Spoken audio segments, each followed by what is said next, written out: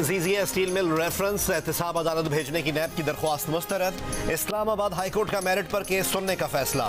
Chief justice Islamabad high court justice Aamir Farooq ने remarks दिए कि सुप्रीम कोर्ट ऑफ पाकिस्तान के फैसले के नतीजे में हमारे पास दो ऑप्शंस हैं, या तो हम खुद शवाहिद मंगवा कर मेरिट पर फैसला कर दें या रेफरेंस को दोबारा एहतसाब अदालत को भेज दें। जस्टिस गुल हसन औरंगजेब का भी नवाज शरीफ के वकील आजम नजीर तारड़ से मुकालमा।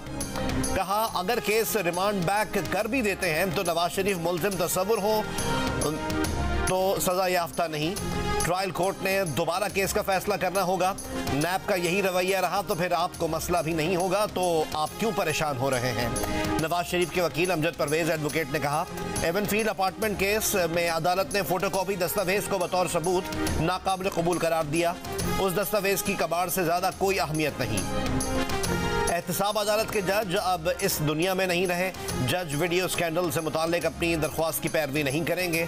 मियां मोहम्मद नवाज शरीफ के वकील आजम नजीर तारड़ ने कहा कि नवाज शरीफ के साथ पहले ही बहुत ज्यादतियां हो चुकी हैं। हमारी इस्तदा है कि ये अदालत मेरिट पर नवाज शरीफ की अपील पर फैसला कर दे। मजीद समाअत 12 दिसंबर तक मुलतवी।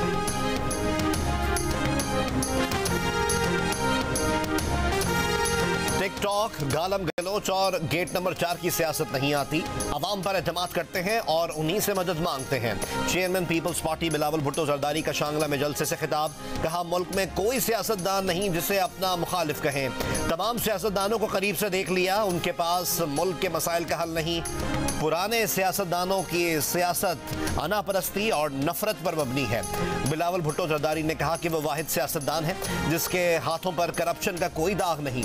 अपनी जेब के बजाय मुल्क के मजदूरों की जेब भरना चाहते हैं। इख्तिदार मिला तो 5 साल में तनख्वाहें डबल कर देंगे।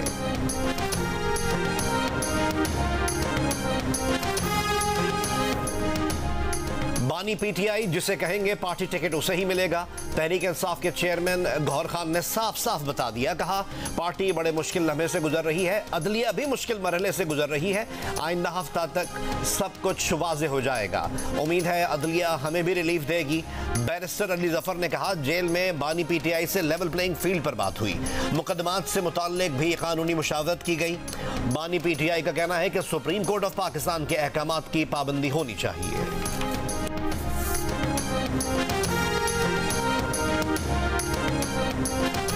हर हल्के में हमारे पास टिकट की 13 दरख्वास्तें आई हैं। देही इलाकों में नून लीग की पोजीशन बहुत मजबूत है। 10 दिन इंतखाबी मुहिम चलाई तो शहरों में भी सूरत हाल वाज़ेह हो जाएगी। मुस्लिम लीग नून पंजाब के सदर राना सनाउल्लाह की जियो न्यूज़ के प्रोग्राम आज शाहजेब खानजादा के साथ में बातचीत। कहा पीटीआई के पास बल्ले का निशान रहने दें और उन्हें डोर टू डोर मुहिम चलाने दें। मियां मोहम्मद नवाज शरीफ के मुकदमात से मुताल्लिक कहा कि मेरिट पर फैसला यही बनता है कि केस सिरे से था ही नहीं। अगर फैसला खिलाफ आया तो इंसाफ का दूसरा दरवाजा खटखटाएंगे। मेरा ख्याल है कि 12 दिसंबर को केस का फैसला आ जाएगा।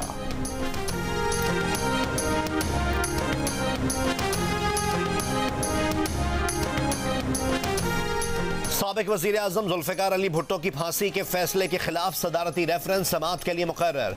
Chief justice of Pakistan justice Qazi Faez Isa की सरबराही में सुप्रीम कोर्ट ऑफ पाकिस्तान का 9 रुकनी लार्जर बेंच 12 दिसंबर को समाअत करेगा। लार्जर बेंच में जस्टिस सरदार तारिक मसूद, जस्टिस मंसूर अली शाह शामिल। पीपल्स पार्टी हुकूमत ने 2011 में उस वक्त के सदर आसिफ अली जरदारी के जरिए सुप्रीम कोर्ट ऑफ पाकिस्तान में रेफरेंस दायर किया था।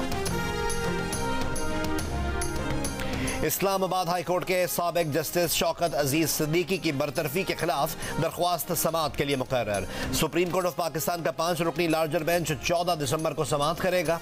Chief justice of Pakistan justice Qazi Faez Isa 5 रुकनी लार्जर बेंच की सरबराही करेंगे। चीफ इलेक्शन कमिश्नर ने कहा है कि चंद रोज में इलेक्शन शेड्यूल दे दिया जाएगा। पोलिंग 8 फरवरी को होगी। इलेक्शन कमीशन ऑफ पाकिस्तान आम इंतखाबात की तैयारियों में मसरूफ है। हतमी इंतखाबी फहरिस्तों की प्रिंटिंग और तरसील का काम मुकम्मल हो चुका। जल्द DRO, RO और असिस्टेंट ऑफिसर्स का नोटिफिकेशन हो जाएगा। कौमी वोटर्स डे पर पैगाम में सिकंदर सुल्तान राजा ने कहा कि आवाम को याद रखना चाहिए कि आपके हाथों में वोट की ताकत है। अपने और बच्चों के मुस्तकबिल को सामने रखकर वोट का इस्तेमाल करें। इंतखाबात के सिलसिले में बेबुनियाद खबरों और अफवाहों पर यकीन ना करें। इंतखाबी फहरिस्तों की दुरुस्ती तक इंतखाबी शेड्यूल जारी करने से रोकने की दरख्वास्त। Chief justice Islamabad high court justice Aamir Farooq ने दरख्वास्त गुजार से कहा कि अदालत आ गए हैं कि पूरे पाकिस्तान का रिकॉर्ड खोलकर बैठ जाएं। इंतखाबी फहरिस्तों की दुरुस्ती किसका काम है? हाई कोर्ट का तो इसमें कुछ लेना देना नहीं। आप इलेक्शन कमीशन ऑफ पाकिस्तान से रुजू करें। इलेक्शन कमीशन को दरख्वास्त दी गई है तो दरख्वास्त के साथ लगाएं, उस पर जल्द ऑर्डर का कह देंगे। दरख्वास्त में इस्तदा की गई है कि नाजरा को जाली शनाख्ती कार्ड डिलीट करके इलेक्शन कमीशन को आगाह करने का हुक्म दिया जाए। फैसला आने तक इलेक्शन कमीशन को शेड्यूल जारी करने से रोका जाए। Army chief general Syed Asim Munir ने कहा है कि गैर कानूनी मुकीम गैर मुल्की पाकिस्तान की सलामती और मईशत को बुरी तरह मुतासर कर रहे हैं। उनकी वापसी का फैसला हुकूमत ने मुल्क के वसीतर मफाद में किया। गैर कानूनी मुकीम गैर मुल्कियों को बाइज्जत तरीके से भेजा जा रहा है। दौरा पेशावर में आर्मी चीफ को सिक्योरिटी की मजमूई सूरत हाल और इंसदाद दहशतगर्दी के खिलाफ कार्रवाइयों पर ब्रीफिंग दी गई। आर्मी चीफ की इंसदाद दहशतगर्दी की मुख्तलिफ कार्रवाइयों में बहादुरी का मुजाहरा करने वाले अफसरान और जवानों से भी मुलाकात। कहा दुश्मन कुव्वतों के मज़मूम अज़ाइम को जामे हिकमत अमली से नाकाम बनाया जा रहा है।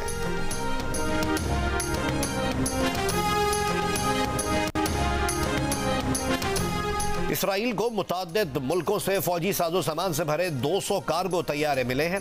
7 अक्टूबर से अब तक 10,000 टन से ज्यादा फौजी साजो सामान इसराइल पहुंचा है। इसराइली वजारत दिफा ने तस्दीक कर दी। बताया कि इस फौजी साजो सामान में हथियार, गोला बारूद और फौजी गाड़ियां शामिल हैं।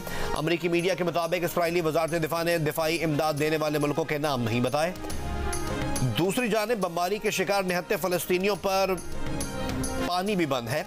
रफा क्रॉसिंग से इमदादी सामान तक गजा ले जाने की इजाजत नहीं।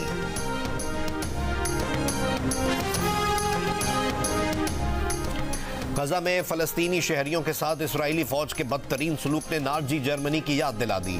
सहूनी फौज ने दर्जनों जेरे हिरासत फलस्तीनियों को शदीद सर्द मौसम में कपड़े उतार कर खुले मकामात पर बिठा दिया। इन अफराद में बूढ़े और बच्चे भी शामिल थे। इसराइली फौजियों ने जेरे हिरासत फलस्तीनियों को इसी हालत में ट्रकों के जरिए इसराइल मुंतकिल किया। गजा में इसराइली फौज के हमले जारी। 24 घंटों में 350 से ज्यादा फलस्तीनी शहीद। 2 महीने में फलस्तीनी शोहदा 17,000 से बढ़ गए। हमास से झड़प के दौरान पिछले इसराइली आर्मी चीफ गाडी आइजनकोट का बेटा गाल आयरनकोट हलाक हो गया। गाल के वालिद साबिक इसराइली आर्मी चीफ मौजूदा काबीना में वजीर भी हैं। खान यूनुस में एक झड़प के दौरान एक इसराइली मेजर भी मारा गया। गजा में जमीनी कार्रवाई के दौरान हलाक होने वाले इसराइली फौजियों की तादाद 89 हो गई। पाकिस्तान में बरतानवी हाई कमिश्नर जेन मैरियट की मौलाना फजलुर रहमान से मुलाकात। अफगानिस्तान में खवातीन की तालीम के लिए मौलाना फजलुर रहमान से ताउन की अपील। मौलाना फजलुर रहमान ने कहा खवातीन की तालीम के हामी हैं, लेकिन अफगानिस्तान का इस्लामी और पश्तून पस मंजर सामने रखें। अफगानिस्तान में खवातीन और बच्चों की तालीम पर परेशान होने वालों को गजा की खवातीन और बच्चों पर तवज्जो देनी चाहिए। गजा में इंसानी हुकूक पामाल हो रहे हैं।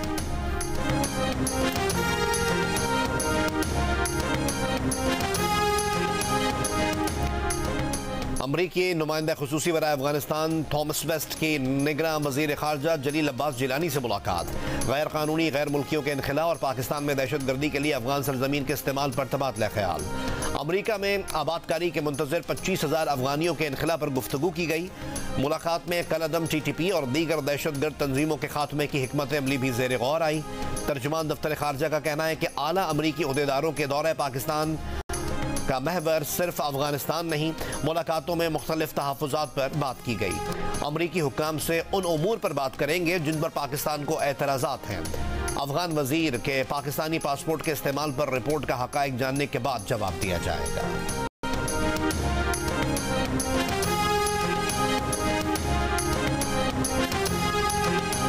इस्लामाबाद हाई कोर्ट ने FIA को बुशरा बीबी और लतीफ़ खोसा की लीक्ड ऑडियो के फॉरेंसिक का हुक्म दे दिया। जस्टिस बाबर सत्तार का दरख्वास्त की कॉपी DG ISI को भिजवाने का हुक्म। कहा FIA, पैमरा और PTA को नोटिस जारी करते हैं।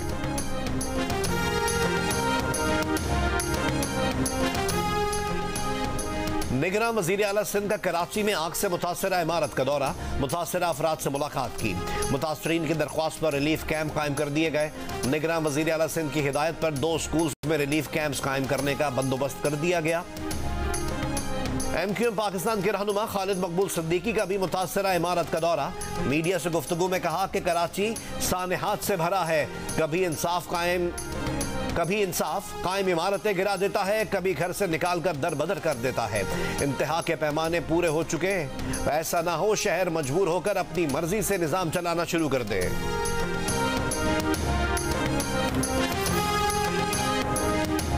स्टॉक एक्सचेंज में जुमेरात को भी मुस्बत रुझान। 100 इंडेक्स बुलंद तरीन सतह पर 64,958 पॉइंट्स को छू गया। निगरान वजीर आजम अनवरुल्लाह काकड़ ने स्टॉक एक्सचेंज का 60,000 का हिस्सा अबूर करना तारीखी कामयाबी करार दिया। पाकिस्तान स्टॉक एक्सचेंज के तहत पाकिस्तान की बेहतरीन कंपनीज को अवार्ड देने की तकरीब से खिताब करते हुए कहा, हुकूमत सरमायाकारी के फरोग के लिए खुसूसी इक़दाम कर रही है। ख्वाहिश है ताजर बरादरी जदीद टेक्नोलॉजी का इस्तेमाल करते हुए मजीद कामयाबी समेटेगी। निगरान वफाकी वजीर खजाना शमशाद अख्तर ने कहा कि 2023 में स्टॉक एक्सचेंज के कारोबार में 30% इजाफा हुआ। PSE में इस्लाहात से सरमायाकारों का एतमाद बढ़ रहा है।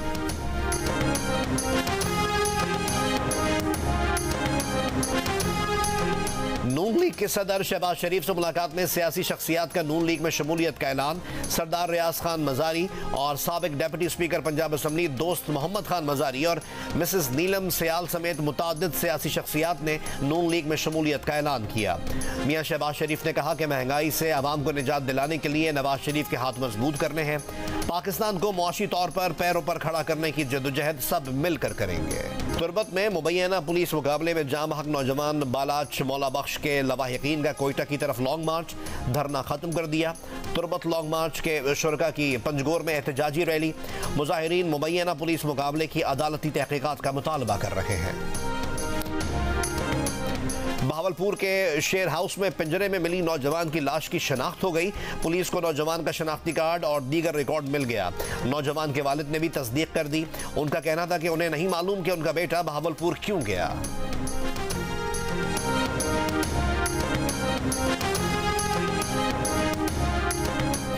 डेनमार्क में कुरान पाक की बेहरमती गैर कानूनी करार दे दी गई। डेनमार्क की पार्लियामेंट में बिल मंजूर कर लिया गया। डेनमार्क और स्वीडन में कुरान पाक की बेहरमती के वाकयात हुए थे।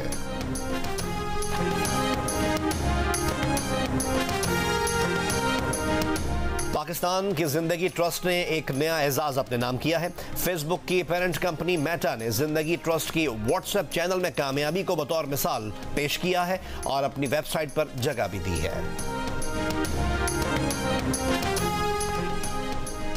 4 रोजा मैच के दूसरे दिन पाकिस्तान ने प्राइम मिनिस्टर 11 के खिलाफ 391 रन 9 खिलाड़ी आउट पर इनिंग्स डिक्लेयर कर दी।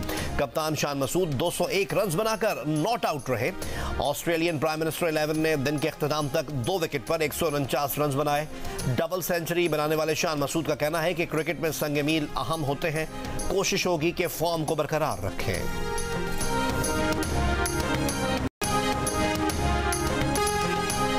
पाकिस्तान सुपर लीग 9 के प्लेयर्स ड्राफ्ट से कबल टीम्स ने रिटेंशन का ऐलान कर दिया। लाहौर कलंदर्स ने शाहीन आफरीदी, राशिद खान और हारिस रऊफ समेत 8 प्लेयर्स को बरकरार रखा। फखर जमान को रिलीज कर दिया। शादाब और आजम इस्लामाबाद की टीम में बरकरार। कराची ने मोहम्मद आमिर, कोयटा ने मोहम्मद नवाज को रिलीज कर दिया है। पाकिस्तान सुपर लीग का प्लेयर ड्राफ्ट 13 दिसंबर को लाहौर में होगा।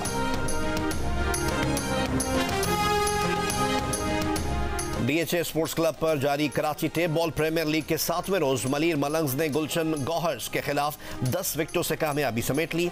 दूसरी इनिंग्स में 83 रन का हदफ मलीर मलंग्स ने 5वें ओवर में हासिल कर लिया। दूसरा मैच जौहर जवान्स और लियारी लेजेंड्स के दरमियान जारी है। इवेंट के मैचेस देखिए जियो सुपर से बराह रास्त।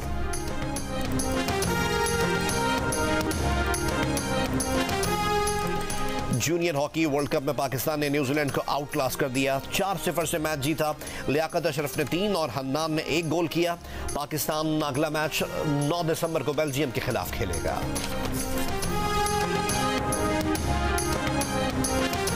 और दिल का रिश्ता ऐप के जरिए खातून ने अपने शौहर की दूसरी शादी करवा दी। खातून का कहना है कि उनकी शादी को 15 साल हो गए थे। ख्वाहिश थी कि बच्चे आंगन में खेलें, इसलिए शौहर की दूसरी शादी करवाई है। सोशल मीडिया पर तस्वीर वायरल होने के बाद दिल का रिश्ता ऐप के सार्फिन ने खातून की हिम्मत को खूब दाद दी।